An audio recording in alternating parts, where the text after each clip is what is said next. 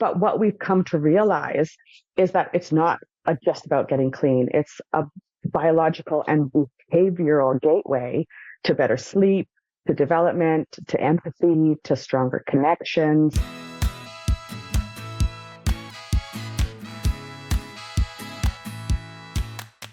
Hello, everybody. Welcome to Spoil Your Baby podcast. Today, I'm very happy to be here with my friend, Sue-Rose. She is a mom of three, an engineer, the founder of Oneberrie that we're going to learn more about, and a recent graduate of the Nurture Neuroscience Practitioner Certification. Welcome, Sue-Rose. I'm so happy you're here. Thank you for having me. Wonderful to be here.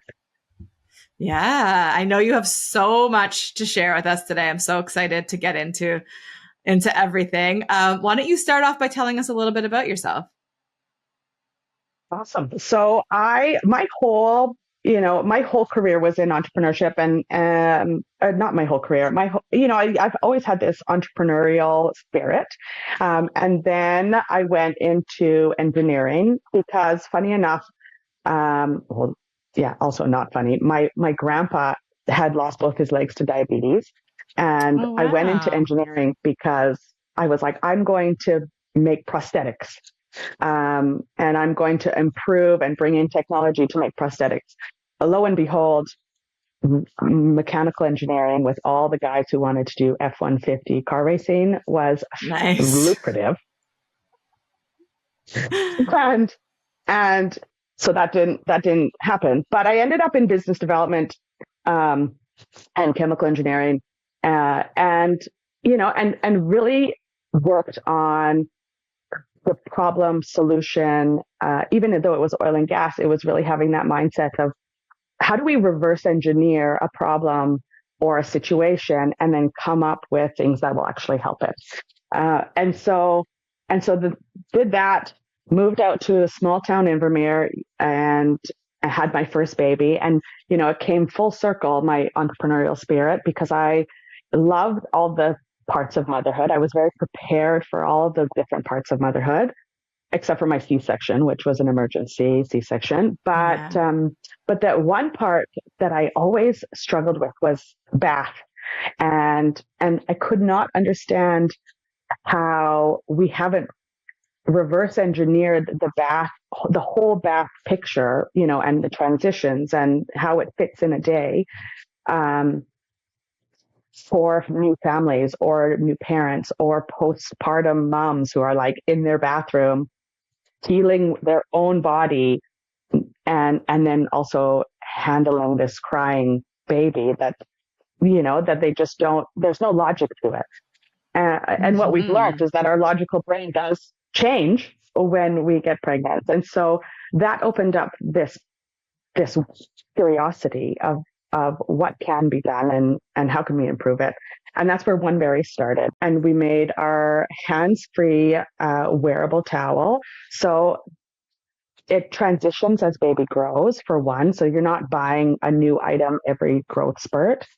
But it was our first step in managing the process of distress for bath. I was like, okay, at first it was like, my baby just hates getting out of the bath.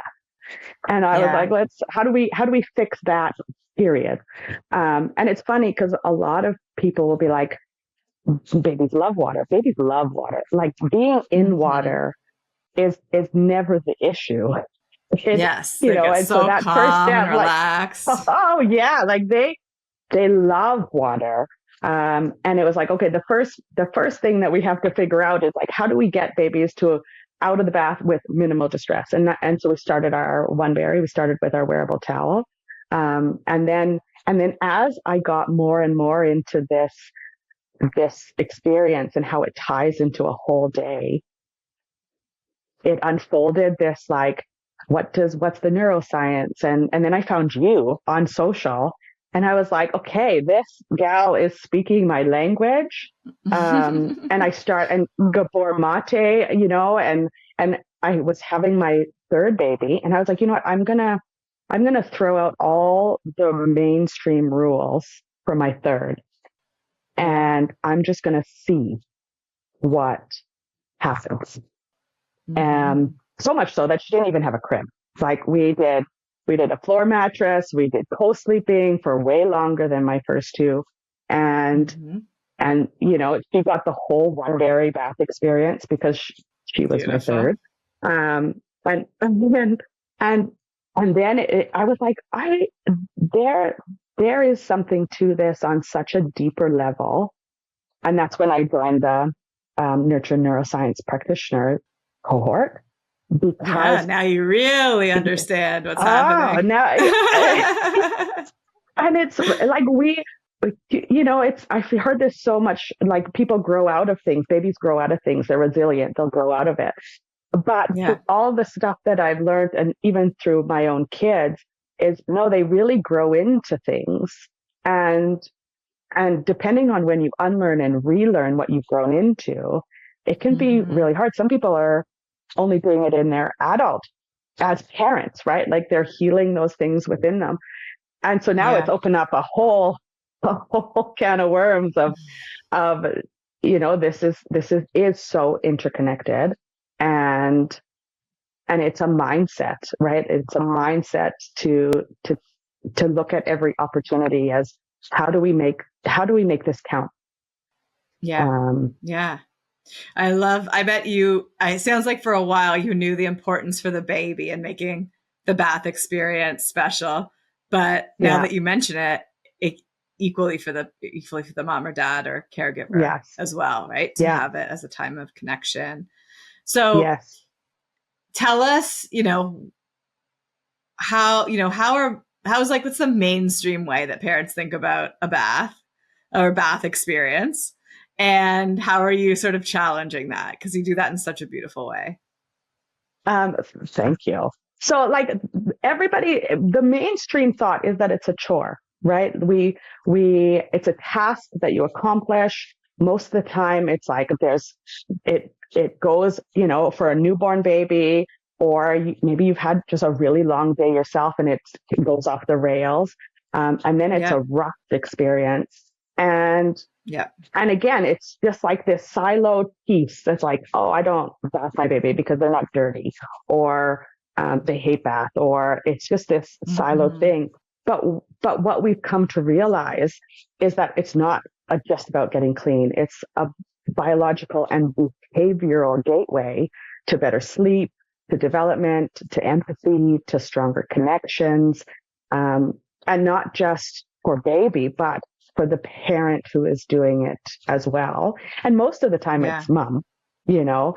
But there is still some, like we get it all the time. Well, I can just go buy any bath towel from anybody. And it's like, absolutely. It's more the process and how are you going about the distressful transitions so that when you transition from bath to your nightly routine, which might be sleep, which likely is Mm-hmm. sleep, um, how does that segue and smoothly integrate to one another instead of being like, okay, we got bath chaos, let's do this, and then it's like, okay, now you have sleep chaos, let's do this, and it's like, okay, what if we just Yes. made it this beautiful thing and shared that with our littlest humans when it's so Yeah. I much love easier? it. There's so many examples in parenting of this, right? And I think Yeah, when we can really spell it out for parents with this like very concrete like mindset shift, right? It's like yeah, going from like, okay, the bath is to like get my baby clean. Like it's just about soap and like yeah. getting it And done. toys and yeah, Yes, and kind of shifting it to this is one of a beautiful opportunity for connection, attunement, hmm, sensitivity, co-regulation. yeah, Um, it can really make a shift, right? Both for baby and the parent. And also just to like bring that moment into all of the other things that we do, right? The yeah, diaper changes, the yeah, car seat transition, like anything, right? It's that yes. mindset shift that we kind of It's a really mind. wish that parent could have, right? Yes, absolutely. Absolutely. Especially when, we're saying no to sleep training, and we are saying no to these abrasive experiences. Yeah. And then there's the long term. You look at, so yes, you have this small baby, you give them this beautiful bath experience, and then they're 3, and say they've had a rough preschool day or it's their first day, and their brain has been, created to be like, okay, well, I'm going to go in a bath with my mom, and it's a long day, but we're going to have this moment of calm. And then they're 10. Like my son is 10 yesterday. He got into his bed. He's like, oh, it's so uncomfortable. I need new sheets. And I'm like, it's because you went to soccer practice and you're dirty. And Yeah. like, and you're still high from a very busy day and soccer, and your body has not shifted to bedtime. And Yeah. so he's like, it's my feet. It's my feet. And I was like, go in a shower. He's like, no, I want a bath. And so he goes in a bath, does his thing. We make his bed, and he was asleep in 5 seconds. And I could Yeah. have fought him with Beautiful. just go to sleep, go to sleep, go to sleep. But because it's always been a piece of our evening, and it's been connected, right? He went in a bath, he went to sleep. And then you think, when they're 20 or when they're not at home, because bath isn't just about getting clean. It is a trigger for so much more that Yeah. we don't give it any power at all, except for when we're Oh, adults. And then yeah. we have like the masks and the candles and the beautiful smelling bubbles. But we've all learned that as well. So it's like, okay, how do we give this to our smallest people with the most sensitivities, who can't necessarily verbalize what they feel, and we can just know. I love it. That was for me when my son was a newborn. Bath was like my husband's time with my son. So I would Mm-hmm. set up the bath. They would get in the bath together and have great connections. My little guy would like be floating. We have these beautiful Yeah, pictures I'm on my husband's so amazing. arm. And then it was my job to do the towel at the end and help him recover. And that was great. And they still, my husband now will still have a bath with him from time to time. And he's always like, I think it might be the last one. Like, we can't really fit in together Yeah. anymore. But it was a beautiful thing for bonding with Mm-hmm. them. Yes. And we all know that the saying, right? If our baby is fussy, like get them wet or get them outside. Yes. Yeah, So whenever my absolutely. son was fussy, I would get into the bath with him and feed him, and he'd like instantly calm down. He'd just like Yes.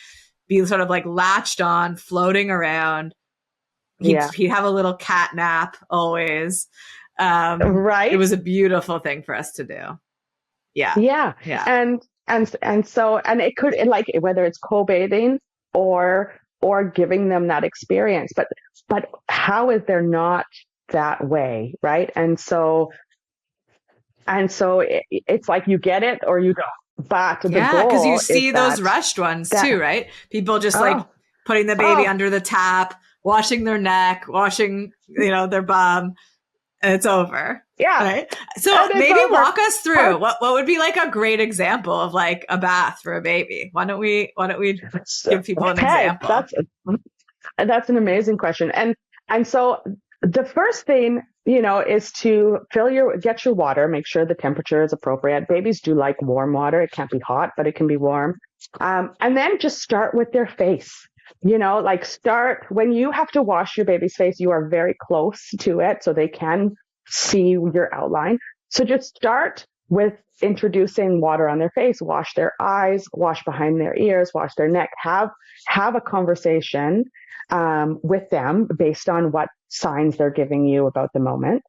And then once you've washed their face, right, they've been introduced to a transition, right? It's like, okay, we were just playing and I was holding you, and now you have water on your body. So it's like, here's a gentle transition.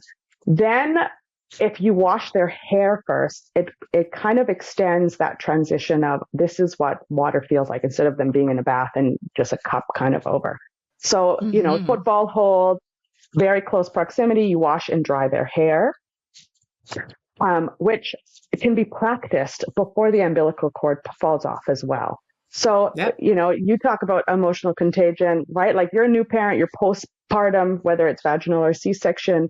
And it's like, they feel your stress, and so you can practice face washing, you can practice the hair washing before their umbilical cord comes off, so that when you do a full bath, they're ready for it, you're ready for it. That's nice. And so once you've washed and dried their hair, you give them a nice swaddle, in any swaddle that you have, take off their diaper, and then you put them in the bath with the swaddle. And you start with their toes, go with their bum, and then you only have to worry about their body. You don't have to worry about the neck up, right? Yeah. So again, it's very piece by piece. And then once you're done, especially with our towel, you'll be wearing it against your chest. And so once you're done swaddle bathing, you can unwrap baby and then just pull them out with 2 hands into your chest. Beautiful. Right. And that transition is minimal because they're right close. Again, they can see you. And science shows like the drop in temperature post bath will increase melatonin. And so if we're increasing melatonin and not increasing these high amounts of cortisol, then once you do the massage, you're reaching baseline way faster. And then most babies do sleep after a bath. Yeah. And in my experience, I even got like 1 or 2 hours extra on that first stretch of sleep, which was huge, right? Definitely. It was like, instead of 3, it was 4, and it was like, okay, it's 11, and it's great. But it's just, how do you break off these pieces, so that it's not so harsh? And then again, they get to 3 months, maybe they can have water and their body's done in the bath. Right. And so it's, how do you build on these experiences in a caring, nurturing way, but also that has logic that your brain will remove itself from being pregnant and postpartum, to go into it. That's what I felt the first time I was going, and I was like, how do I even start? Like, I'm sure a lot of new parents are like, what do we even do? But if it's like, that reverse engineering, or that systematic piece. Okay, their face first, then their hair, then their body, then we massage, and it's just beautiful for them and for a parent, because our stress is reduced being prepared and it being predictable. I love it. It's such an amazing kind of, again, opportunity to connect with your baby through so many senses, right? Touch. Yeah. Emotion, sound, massage, smell, possibly, right? Depending on what you're using. Yeah. And giving them that amazing memory, right? Of like, this is a relaxing experience. This is something getting me ready for bed, for most people using it as that tool. And also for people who are at home and they're like, okay, my baby's playful right now. Like, what do I do? A bath, and especially with that connection and talking back and forth and playing, it's an amazing thing to do in the middle of the day as an activity with your little one, right? Yeah, absolutely. Yeah. And it's a tool, right? Like, it's a practice and a tool, because our days, I see so much stuff on social now. It's, you have a bad morning and then it's like, okay, and then, it's after school and still in a bad mood or whatever, or there's lingering feelings. And we have to start seeing their days as very holistic. And that one thing can feed to the other thing, which can, and then it's, how do we reset that? And it's a beautiful way to do it. So it really is. It really is. And so many of the things that are enjoyable when we're little, right, as you said, right, that it becomes an expectation that is going to be enjoyable again later on, right? So we're not going to have as much resistance and all this kind of stuff. Like you talked about your son, right, who was like, I want a bath. Like, I know that's going to make me feel good. Yeah, it's going to make me stop itching, and it's and then you can use it to your advantage, because we bathe when my kids were small. We bathed every night because it was like, okay, the day has come to this point, and now I need you to sleep. So this it was just ingrained into, all right, it's bath time. We had a song, you know, if we had a song for our kids, and that would stimulate like, oh, okay. And then as they got older, they got to participate more and do the things. But but it made our nightly routine so much easier too, you know, and I would co-bathe with them, or, you know, if it was like, okay, I also need this for myself, it's like, all right, let's do it together. And I mean, I still sometimes bathe with my children. They're like, can we come in? I'm like, why? Right? Like, this is fine, right? We have conversations. I learn about things that, you know, they might not have shared on the couch or, you know, pre-bed with them. That's when I say, like, is there anything I should know about today? Right? That it's a very deep level of connection, and Yeah. and not just a chore. I love it. I love it so much. Well, thank you so much for sharing that with us. I feel like that's something that's really helpful for parents with little ones to take away from the conversation. Amazing. Tell us a little bit more about Oneberrie. Where can people find you? And yeah, what else should they know? Awesome. So you can find us at oneberrie.ca if you're in Canada, or oneberrie.com if you are in the States. And on our website, we have all sorts of, we have our bath linens. We have first bath bundles that kind of gives you everything you need for making that first bath beautiful. And then we have stuff that kids can grow into. You know, we have ponchos, we have lotion that we're trying to finalize. And then we also have hair wraps for moms who, Awesome. we had a lot of moms who are like, I keep using my kids' towel for my hair. And I was like, okay, so oneberrie.ca, oneberrie.com, and they make amazing gifts, you know, because of how functional they are to that new experience. If you're going to I was going to say that's such a good gift for yourself or for someone else, right? I have the towel we got as a gift for my son, and he's still using it. It's been 6 years, and it's still going. It's still going. So a high quality gift like this is a beautiful, beautiful thing to give someone that will last for so long and be like such an important piece of their childhood, right? Yeah, it's like a growth chart you never knew you were going to have, because they were so small in it, and then they become bigger bodies, and you know, and it still works, and it's still functional, and it really caters to the highly sensitive as well. So I'm so happy you mentioned for the newborns to have like a swaddle or like a blanket on them as well when they were in the water. I remember my son absolutely needed that. Oh, yeah. At that age, and not like just a washcloth, like not like just a washcloth covering their chest. It's like fully swaddle them in a swaddle, and use the swaddle to do the cleaning, right? Like, you know, open and clean and close. It makes a huge difference. My mom is like, that was one of her biggest game changers in the process, is like that swaddle period. And then obviously the taking out period, but it makes a big difference for everybody. Definitely. Oh, amazing. Well, thank you so much. People can also find you on social media. Is that right? What's your... Oh, yes, that's right.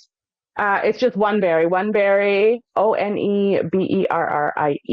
and that is on all social, Instagram, Facebook, TikTok.